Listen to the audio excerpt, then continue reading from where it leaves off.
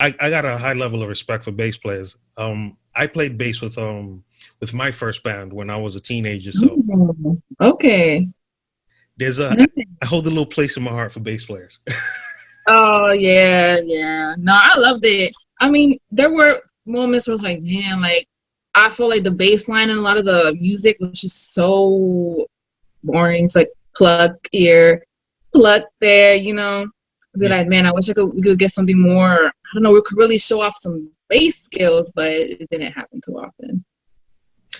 But you know, it is what it is. I always said the bass is the foundation of the orchestra. So even if it's a little note here and there, like, hey, without the bass, it's not complete. So you yeah, pretty much say that for 99.9% of songs. yeah. You ever got into salsa playing on the upright bass? No, well, there was one salsa though in particular that I remember. Oh God, which one was it? But I like taught myself how to play the bass line, and I would play it along with the song. Man, which one was it? I think it was Llorarás, Oscar de Ah, Leon. God, I knew it. Yes. Yeah, because the bass line in that song is so pronounced. So I was like, oh, I can play this. Let me try and see if I can do it. Yeah, it was that one. Oscar de Leon, Yeah. baby, his upright bass. He even has a Yes. mi bajo y yo. Yeah, it was that one. You know, one my parents met Oscar de Leon, and Mm. my mom, oh my God, she went up to him with my dad, and they were like, "Oh, we're big fans of yours, and me encanta tu bajo." So my dad came up to him and he told him, "Mira, tú tienes buena música. Está bien que mi esposa le gusta el bajo tuyo, pero el hediondo mío que tiene que gustar." Oh my Oh my goodness.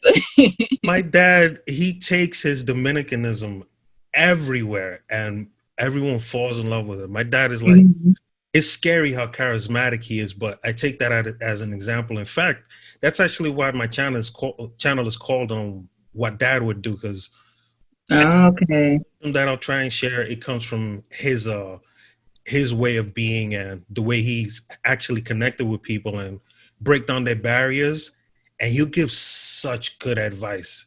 And Mhm. so I saw him be that person in the community that breaks down barriers and brings people together. Mhm. Okay, well, that's nice. That's good. Now, your top 10 list of all time. Oh man. Okay, this is another kind of hard one. So I have both English and Spanish on here because I grew up, you know, kind of in between both worlds. So, you know, I grew up listening to, you know, merengue, bachata, and some salsa, but then I also grew up on like, you know, R&B, pop, hip hop, and stuff like that, reggae. So, again, these are just some of the songs that came to mind right away. So the first one, another Anthony Santos song. I'm a big Anthony Santos fan. Donde estará the bachatas? That's one song that I don't know. I've just always really liked. Anytime it comes on, it's like I don't know. I have to get up and dance to it. Another one is so this is Aaliyah. I was a big Aaliyah fan when I was younger. The song Four Page Letter. So I also sing, and Aaliyah, I always felt like I could relate to her vocally because I don't have like a big powerhouse voice. I kind of related more to, you know, how she was, more of like a softer, airy type of singer. So I like all her music. I was a huge fan. So that was number two. Number three is a reggaeton. We sing in Yandel, Rakata. That was like my anthem of that year. So when I used to sing, I was in a group too, by the way. We started off doing like reggaeton, and then later we kind of moved into bachata. But this was around 2006, 2007 when reggaeton was like really big. So that song was one that every time I heard it, it was like, hey. So that was one of my favorite reggaeton. The next one is Backstreet Boys. So when I was in elementary school, I was a big Backstreet Boys fan. And back then it was like you were either Team Backstreet Boys or Team NSYNC. I was Team Backstreet Boys. So the song is Everybody by them. That was one of my favorite songs by then. Takes me back to my childhood as well. Another one is Celia Cruz, Kimbara. That is one of my favorite salsa songs. Just another one, bien movido. Like when you hear it, it's like you want to get up and dance to it. It's definitely one of my top favorite salsas.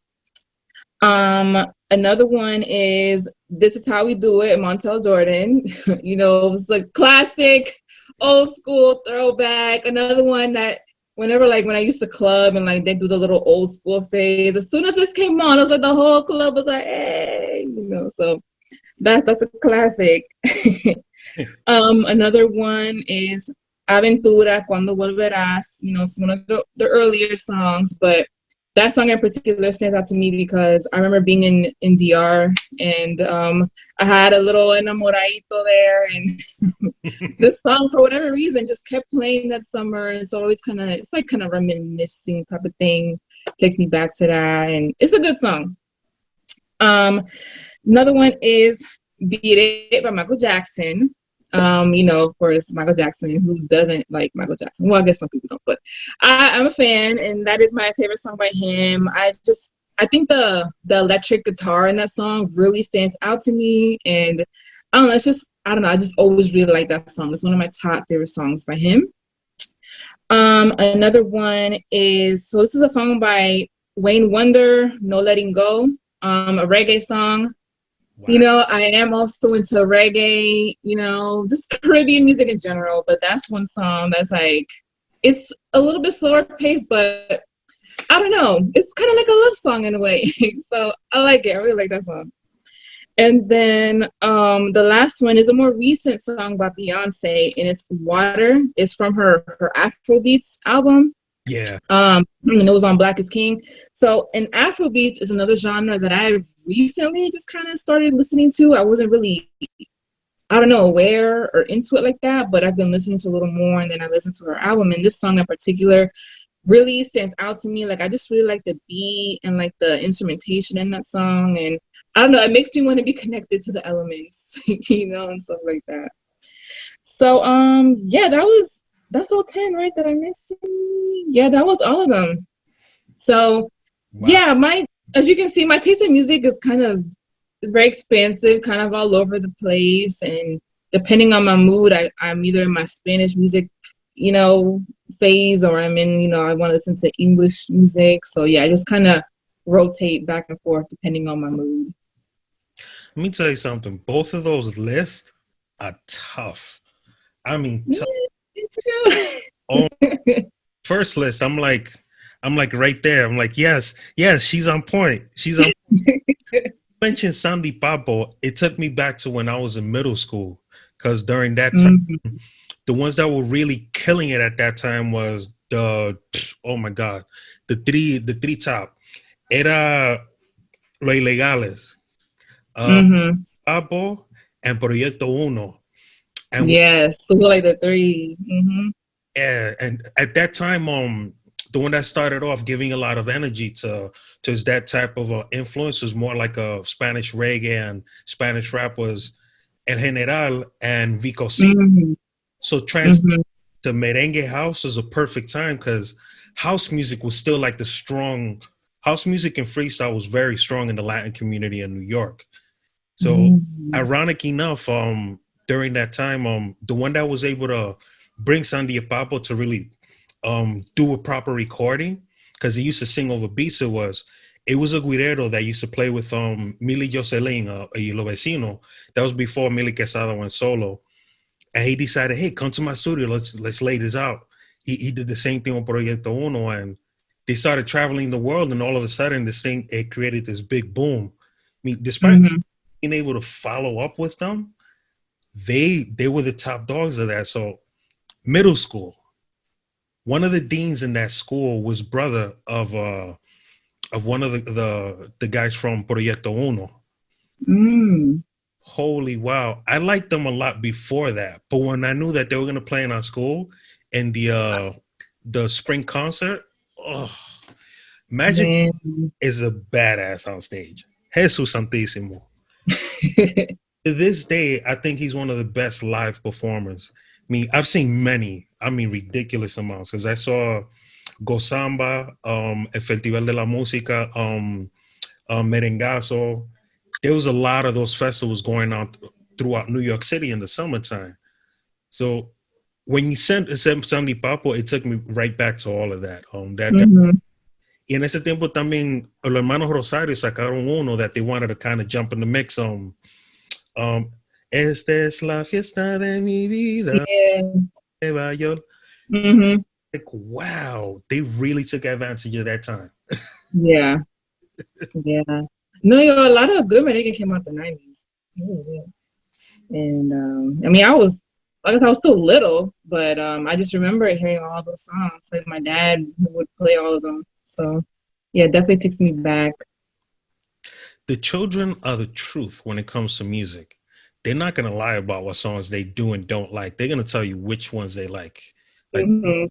my daughter's very vocal about the music she likes, and it's hard to get her to really connect with some of the Spanish music now because it doesn't resonate as much to the young crowd. And the Mhm. 90s, even though they weren't consciously trying to do that, they still knew that if the children love the song, everyone's going to love it. So the fact that Yeah. you're very young, that you still remember that, it means a lot. It's an important thing. Mhm. No, you're right. You're right. That's a good point, actually. And that's why I feel like most of the songs on my list they're older. Like I can't really, I don't know, think of too many within the past decade or so that have really stood out to me. I don't know. It's just, I don't know. I guess it's just not what it used to be. It's just not. You know, for the songs that I hear more now is mainly like dembow and stuff like that.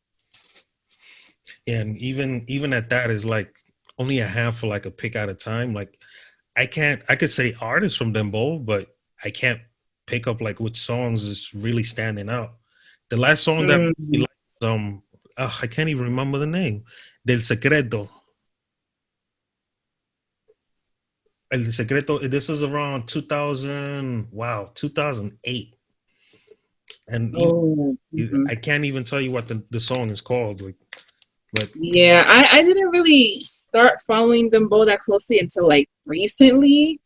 I'm not gonna lie, at first I was kind of like, I don't know if I like this too much, but it's, I guess, the more commercial-ish it's gotten. Some of them are, I listen to like songs from El Alfa and stuff like that, but I can't name a whole lot of songs off the top of my head either. I know them, I hear them, and like I recognize them, but I can't really tell you like the name or anything like that.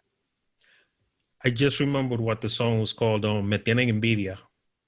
Okay. Only song from El Secreto that I can really remember. Después de ahí, I was starting to like El Lápiz, but then it started becoming the same thing and repetitive. Again, I would agree with a lot of what's on your list. Wayne Wonder, believe it or not, I don't know if you saw the look on my face. It's actually on my top 10 list. Really? Yeah, no, I did notice.